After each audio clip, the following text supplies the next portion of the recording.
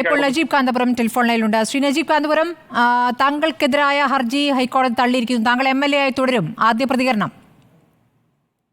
വളരെ സന്തോഷമുണ്ട്. ഇതിനുവേണ്ടി ഒരുപാട് കഠിനാധ്വാനം ചെയ്ത എല്ലാ നല്ല മനുഷ്യർക്കും ഞാനിത് സമർപ്പിക്കുകയാണ്. പ്രത്യേകിച്ചും എൻ്റെ ഈ ഒരു വിജയം എന്ന് പറയുന്നത് ഒരു സത്യത്തിന്റെ വിജയമാണ്. കോടതിയിൽ നമ്മുടെ വിശ്വാസം വർദ്ധിപ്പിക്കുന്ന ഒരു വിജയമാണ്.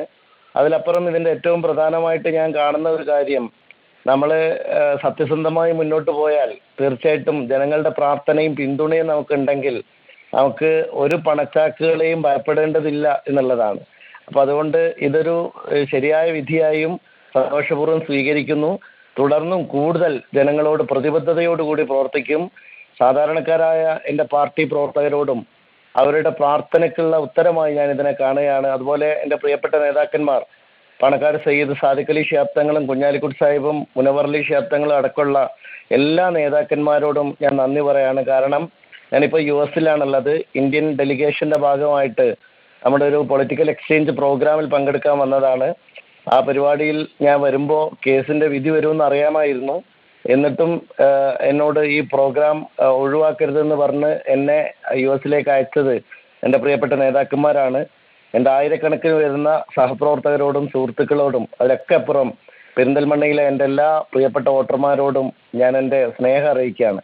ശ്രീ നജീബ് കാന്തപുരം, ഇപ്പോൾ 39 വോട്ടുകളുടെ ഭൂരിപക്ഷത്തിനാണ് താങ്കളുടെ ജയം. പോസ്റ്റൽ വോട്ടുകൾ എണ്ണിയില്ല. ഇതായിരുന്നല്ലോ ഹർജിയിലെ പ്രധാനപ്പെട്ട വാദം. ഇതിന്മേലിപ്പോൾ ഈ പോസ്റ്റൽ വോട്ടുകൾ എണ്ണേണ്ടതില്ല എന്ന കോടതിയുടെ ഉത്തരവിൻ്റെ ഒരു വരി മാത്രമാണ് ഇപ്പോൾ പുറത്തു വന്നിരിക്കുന്നത്. ഹൈക്കോടതി വിധിയുടെ പൂർണ്ണ വിവരങ്ങൾ ഇനി ലഭ്യമാകേണ്ടതുണ്ട്. ഇനിയിപ്പോൾ സുപ്രീം കോടതിയിലേക്ക് ഇവർ പോകാനുള്ള സാധ്യത കൂടിയില്ലേ? അല്ല, നമുക്ക് അതിനെക്കുറിച്ചൊന്നും ഞാൻ ആശങ്കപ്പെടുന്നില്ല. ഞാൻ ഈ കാര്യത്തിലൊക്കെ നമുക്കൊരു MLA സ്ഥാനം എന്ന് പറയുന്നത് ഒരു അസൈൻമെന്റ് ആയി പാർട്ടി ഏൽപ്പിക്കുന്ന ചുമതലക്കപ്പുറം ഞാൻ കാണുന്നില്ല. അതുകൊണ്ട് ഇത് സ്വാഭാവികമായും പാർട്ടി ഏൽപ്പിച്ച ആ ചുമതല ഏറ്റവും ഭംഗിയായി നിർവഹിക്കാൻ ഈ കഴിഞ്ഞ കാലം കൊണ്ട് ഞാൻ ശ്രമിച്ചിട്ടുണ്ട്. അപ്പൊ അതുകൊണ്ട് ഇതിനുള്ള തുടർ പ്രവർത്തനങ്ങളുടെ കാര്യവും എൻ്റെ പാർട്ടി തന്നെയാണ് അത് നേതൃത്വം കൊടുക്കുക. അതിൽ എനിക്ക് മറ്റു കാര്യങ്ങളൊന്നും ഇപ്പോൾ വിശദാംശങ്ങൾ കിട്ടുന്നതിന് മുമ്പ് പറയാൻ കഴിയില്ല. വളരെ നന്ദി നജീബ് കാന്തപുരം. ഇപ്പോൾ അമേരിക്കയിൽ ആണ് ഉള്ളത് നജീബ് കാന്തപുരം. അവിടെ നിന്നാണ് ഈ പ്രതികരണം വന്നിരിക്കുന്നത്. ഹൈക്കോടതി വിധിയെ സ്വാഗതം ചെയ്യുന്നു. ഇങ്ങനെ ഒരു വിധി തന്നെയാണ് പ്രതീക്ഷിച്ചിരുന്നത് താനും പാർട്ടിയും. അതുകൊണ്ടാണ് ഇപ്പോൾ അമേരിക്കയിൽ ഒരു പരിപാടിക്കായി തന്നെ ഈ കേസിൻ്റെ വിധി വരുന്ന ദിവസവും അയച്ചത് എന്നാണ് അദ്ദേഹം ആത്മവിശ്വാസത്തോടു കൂടി തന്നെ പ്രതികരിച്ചത്. പിന്തുണച്ച എല്ലാവർക്കും നന്ദി എന്നുകൂടി അദ്ദേഹം പറയുന്നു.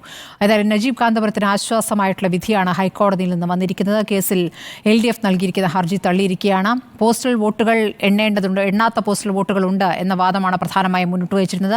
കേവലം 39 വോട്ടിന്റെ ഭൂരിപക്ഷത്തിൽ മാത്രം ജയിച്ച നജീബ് കാന്തപുരം ആ വിജയം ശരിയായ വിജയമല്ല എന്നുള്ള വാദമാണ് LDF സ്ഥാനാർത്ഥി KP മുഹമ്മദ് മുസ്തഫ മുന്നോട്ട് വച്ചിരുന്നത്. പക്ഷേ അതിപ്പോൾ തള്ളിയിരിക്കുന്നു ഹൈക്കോടതി എന്നുള്ളതാണ്. ഹൈക്കോടതിയുടെ ഒറ്റവരി ഉത്തരവിൽ പോസ്റ്റൽ വോട്ടുകൾ എണ്ണേണ്ടതില്ല, നജീബ് കാന്തപുരം MLA ആയി തുടരും എന്നുള്ളതാണ് ആ ഉത്തരവ്.